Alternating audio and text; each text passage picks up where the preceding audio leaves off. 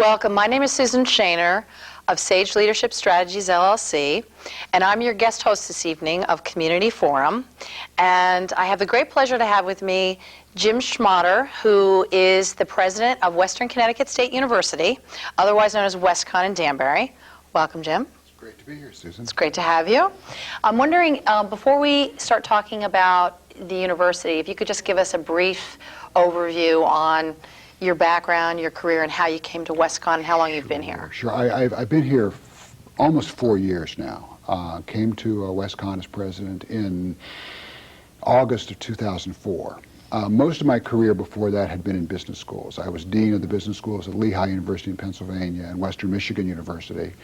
And for about 14 years, I was at Cornell earlier in my career, where I taught and I was an administrator. When I left there, I was associate dean and director of international studies at the Johnson Graduate School of Management, MBA education. Although my career has been in business schools, I have a PhD in colonial American history. I'm one of those humanities types that went bad and went to business schools. And I think it all kind of comes full circle, now being in leading an institution that offers professional programs on a liberal arts base. It's really been a lot of fun being here, and I'm able to use so many things from my education. WestConn's a great place, and after 4 years, I haven't been having more fun in my career. I can't remember when I have. Well, I'm sure your background with business school probably has helped being the administrator and leader of the university. Well, it does. I mean, it gives you kind of a discipline in looking at, at how you manage people, how you manage finances, how you market. WestConn, employs 850 people. It's a $100 million budget in each year. So it's a sizable organization, and I think having some sense of which side the credits are on, which side the balance sheet, the debits are on, it makes a lot of sense. But ultimately, a university is about teaching and faculty, and I think the fact that I come from the liberal arts gives me a kind of credibility with our arts and sciences faculty, who are sometimes little distrustful, and probably rightly so, of business types. So I try to use both sides of my background in this job. Well, and they know that your initial background is as an academic, right? Yeah, so I had that credit, really. Right, exactly. Yeah, so. Wow, so what originally attracted you to WestConn in particular? Well, I thought this was an institution that really was poised to move to another level. And I think with a lot of things we've done have borne that out. The physical plant had received a lot of investment from the state in the past decade. We have a really strong faculty, hired a lot of really exciting, young, new, energetic faculty, had a community that was together on a mission. I mean, although it wasn't quite perhaps as enunciated as clearly as it is now, but people care about students. And ensuring student success, and providing access for students to achieve their dreams and dream new dreams, really. And that was all here. Plus, the location was very attractive. I mean, a lot of what we do really, I think, stems from our location, not that far from New York, in a very diverse and strong economic community here in Danbury, and in a very diverse community here in Danbury. All those things are very attractive, and this really seemed like an opportunity where you could work with a number of like-minded people to really move an institution forward. There are a lot of presidencies, and I was contacted about some of them in the country, where that's just not possible because the state is in recession. I lived in Michigan before I came here. The economics there really make it very difficult to do many things. It's different here in Connecticut, and certainly we've seen that to be the case in the 4 years I've been here. So all those things attracted me, and I wasn't oversold. If anything, I feel more strongly about that promise than when I came. Wow, that's a nice feeling after almost 4 years. Yeah, exactly. To still feel as excited about it. Well, yeah, really, and actually more so. Because we're starting to accomplish. We're not just talking about dreams and aspirations. We've really done things, and that's what's exciting about it. So you said that there's a mission, but it wasn't as pronounced. How have you crystallized the vision? Well, we did when I came here, the first year, we commenced a process which we called Values and Vision. And we had actually more than 70 structured conversations with different stakeholder groups, students, faculty, alumni, members of the community, people who hire our graduates, really focus groups. We ended up talking to more than 600 people. Oh, wow. And compiled all of these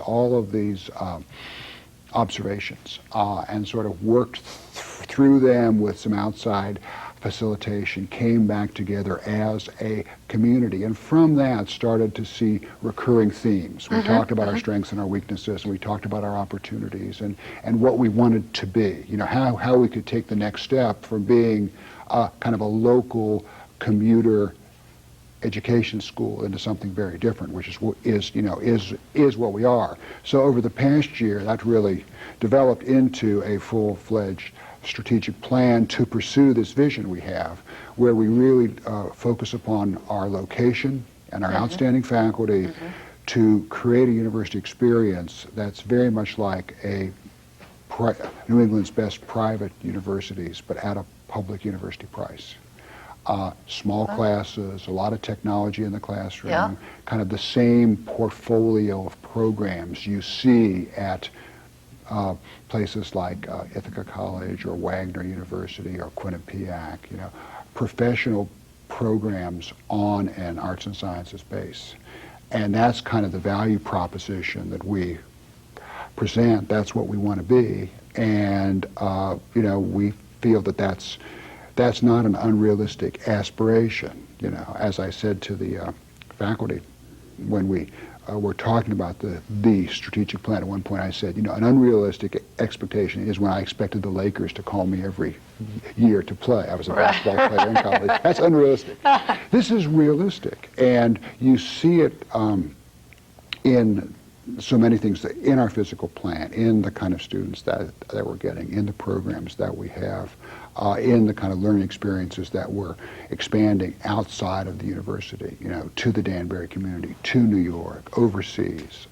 So it sounds like you've done some work around not only listening to the community, making some changes in response to that, upgrading some programs, changing it from being just a commuter or bedroom school to having students that actually, more students that live on campus. And that's one of the interesting challenges that we face, because more students want to live here than we have room for.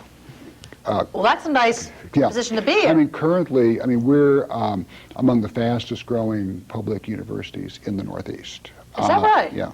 Wow. The fastest growing in Connecticut. And we now have, about 4,200 full-time undergraduates. 1,800 of them live on campus. And more would if there were space for them.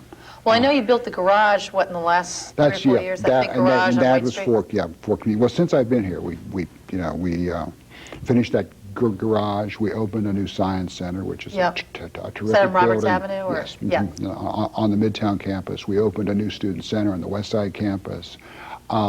We're currently renovating one of our residence halls. And so one of the things we're wrestling with is success and growth, because we're moving so fast. So I think that this kind of vision that we have, where a student will come to us and seldom have a class of more than 30 students, 40 at the most, throughout the 4 years experience here, taught by regular faculty, not teaching assistants. So they're really able to get individual attention. They're able to get individual attention. 100% of our classrooms have internet access and all the technological bells and whistles that allow faculty members to do whatever they want to do. By next year, we'll be 100% wireless throughout the whole university. So a lot of those kinds of things. The other thing, again, these learning opportunity students now, we're actively using our location a lot more than we used to, I think. Well, you said, you've brought it up a couple times, so I want to make sure.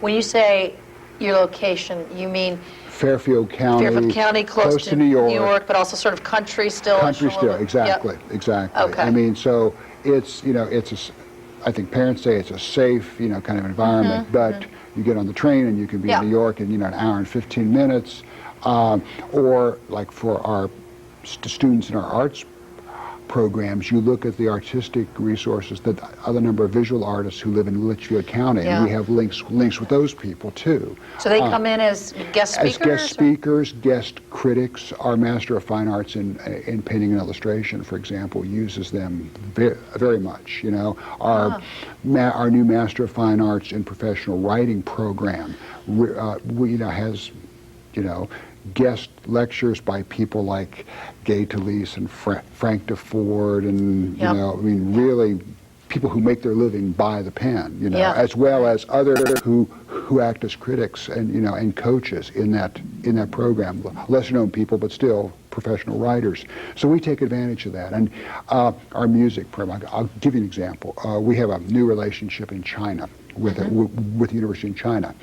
And we had an exchange in music with them, which is kind of interesting. Although we're doing business, our students went there and sang Gilbert Sullivan, and then learned Chinese opera. And we had Chinese students come and do the same thing, who did their own Chinese opera, but also sang in the Gilbert and Sullivan opera last year, Pirates of Penzance. Well, when the Chinese students come here, they get to go with our faculty backstage at the at the New York City Opera. They get to see serious music in Hartford, in New Haven, in Boston. They get to go see The Lion King. All these things. It's hard to do that in Iowa, or. Well, that's true, because WestConn's pretty equidistant between.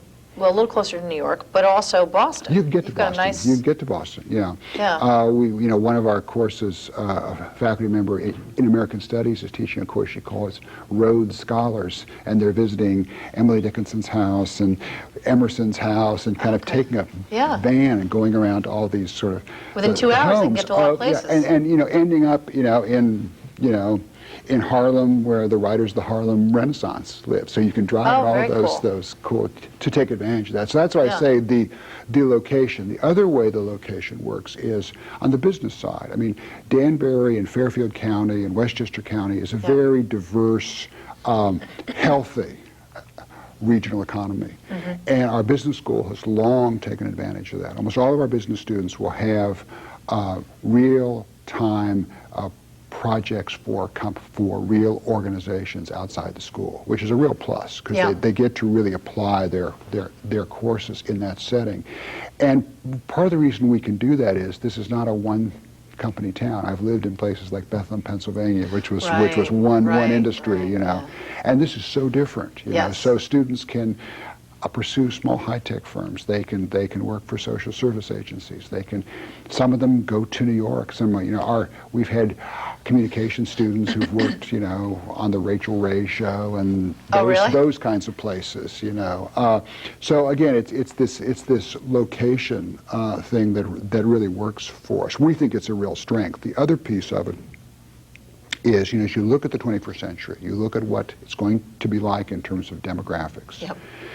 The human diversity in Danbury, 40-some first languages in Danbury public schools. Is that what it is, 40? That's what I understand.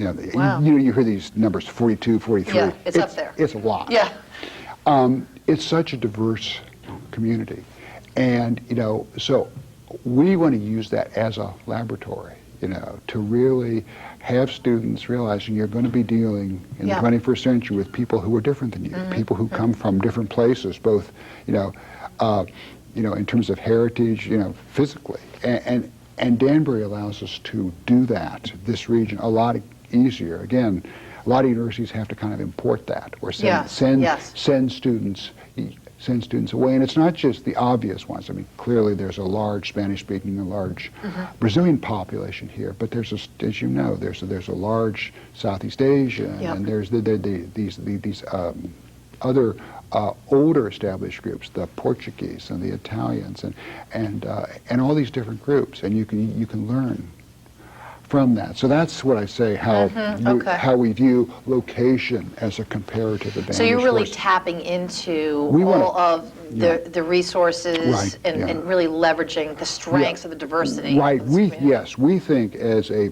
regional public university, we don't want to just contribute to the region, and we do in a lot of ways, which we can talk about, but we want to draw upon it too. Yes. We see it as a partnership, really. So many things that we're doing now, we try to do in partnership with the community. We had this wonderful Martin Luther King Day celebration about 3 weeks ago.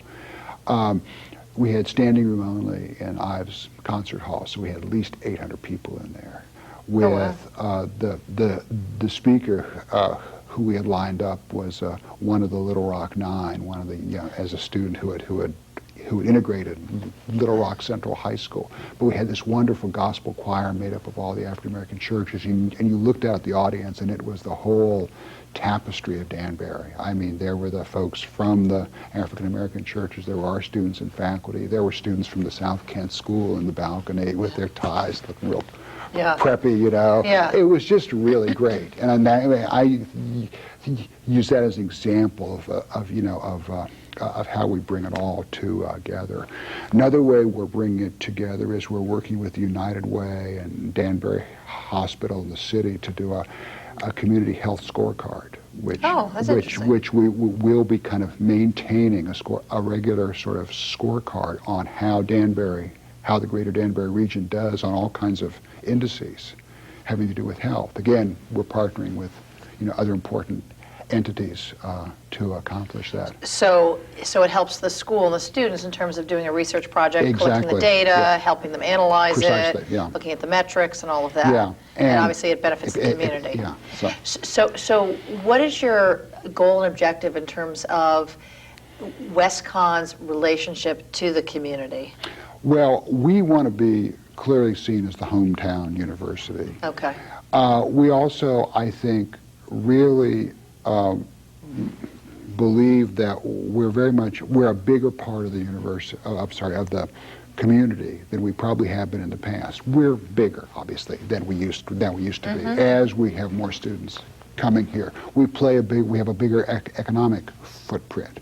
We did an economic impact study for the year 2005, and using Department of Economic Statistics multipliers, we found that in 2005, WestConn students and faculty and guests and visitors and everything that we do contributed $213 million in positive economic benefit to the region. Oh, wow. So again, we're a sizable, we're a $100 million organization with 850 employees and 6,000 students, and so we're sizable, and we're playing a bigger role, and we want to help Danbury be a more attractive community. It's already very attractive, but I mean the kind of cultural aspects that we contribute, the way our students tend to graduate and stay. I mean, one of the things about the Connecticut State University system, us included, 89% of our students come from Connecticut, about 53% from Fairfield County.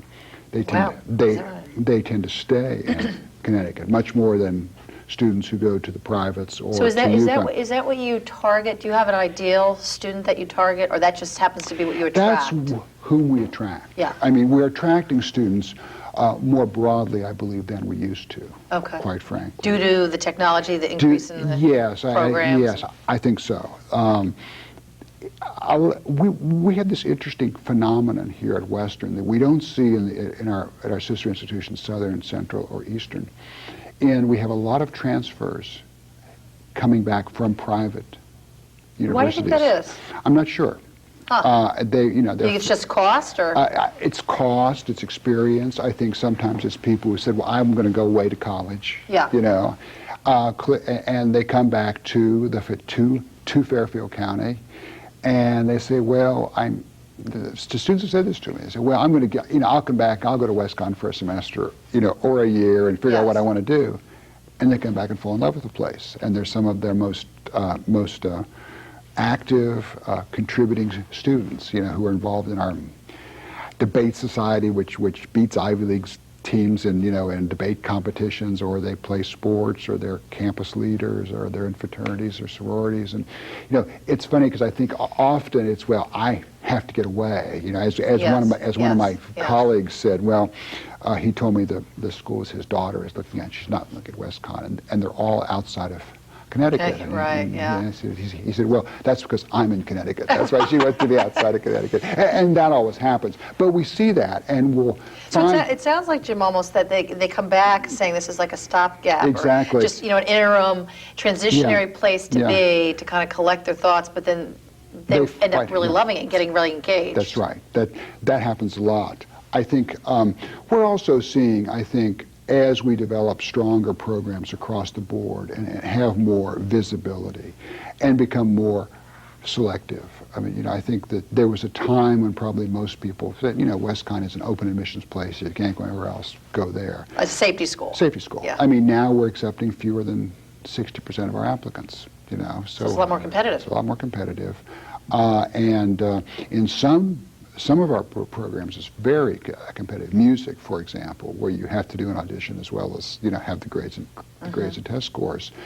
We see some areas, some particular areas where we're drawing students on a regional basis. Music, meteorology, because we have the only meteorology program in southern New England and in Connecticut. Yes, my daughter's school actually just went. She's only in 5th grade, but they went to the planetarium.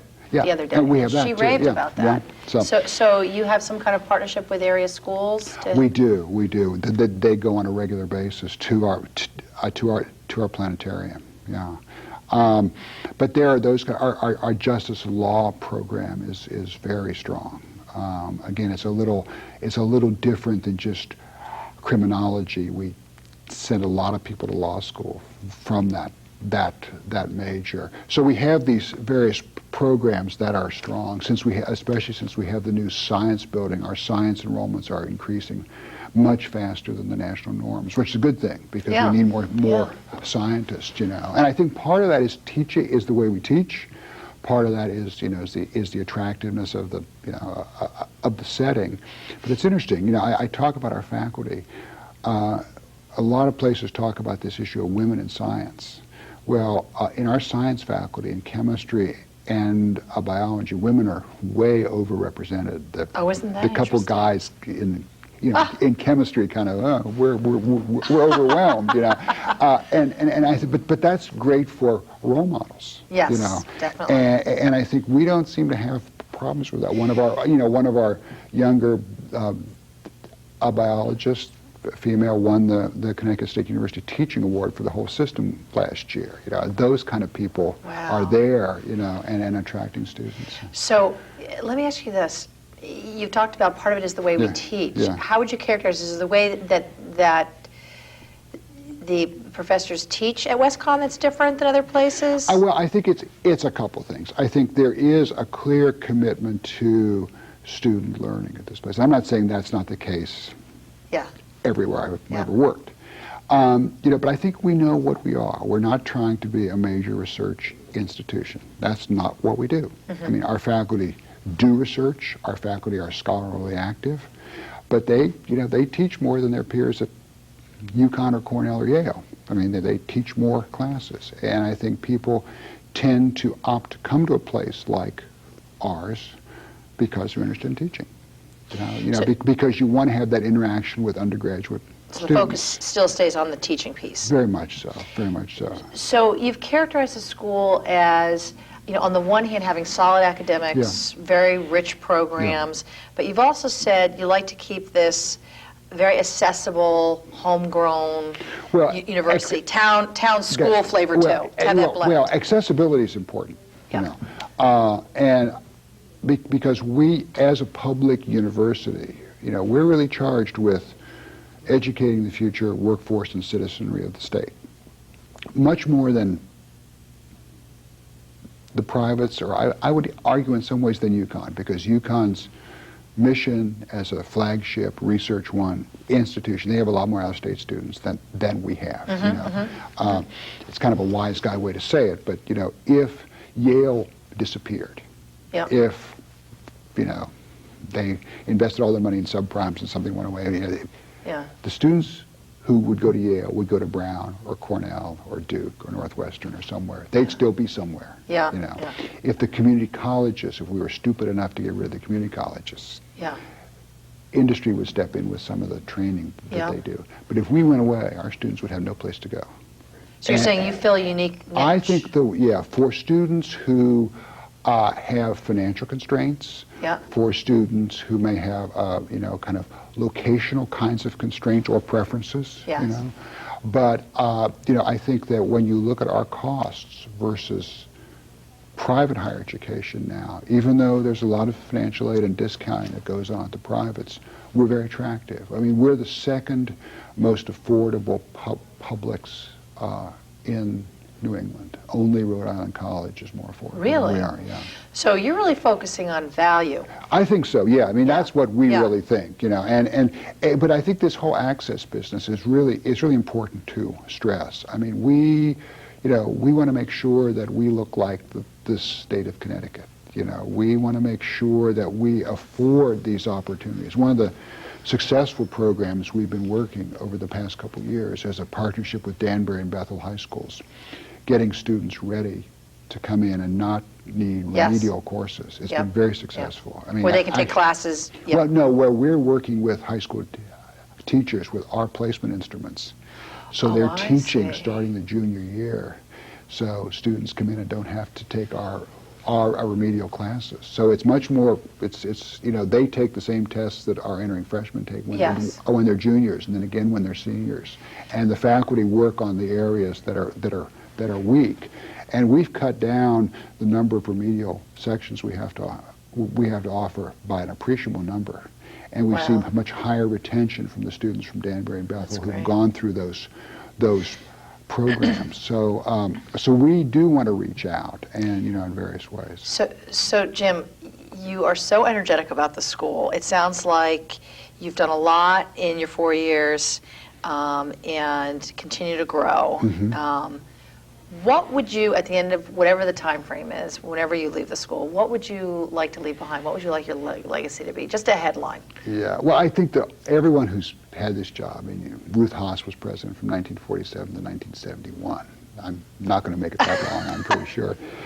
She left her mark on it. My predecessor, Jim Roche, really started building the place and creating the physical. I would hope that during my time here, we'll really solidify this transformation into this public-private kind of institution. Okay, great. I think the other thing is that we'll build a relationship where Danbury will become more of a college town. Okay, great. And that's what we now, hope if to do. somebody wants to find out more about WestConn, should they go to the website? Website, www.wcsu.edu.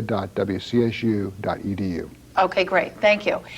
Thank you so much. And thank you, viewers, for joining us this evening and learning more about WestConn. And until next time, I'm Susan Shaner with Community Forum.